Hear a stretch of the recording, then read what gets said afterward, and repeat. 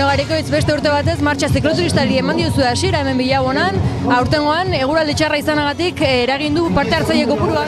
Bai, nabaritu dugu eta igual erdira jetxi gara,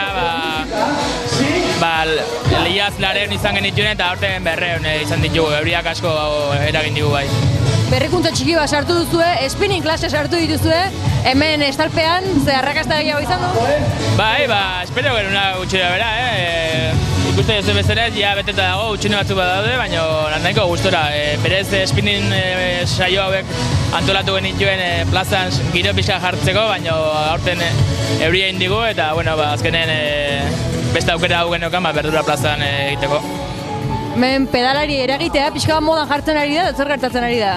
Dela ematen du, kirola bere estilo guztietan, bai korrika, bai bizikletan, bai modan dago, jendea izantza gustatzen zaio, bai. Berrikuntzak izan duen arrakasta ikusita, hurrengo urtean berriz errepikatuko duzu?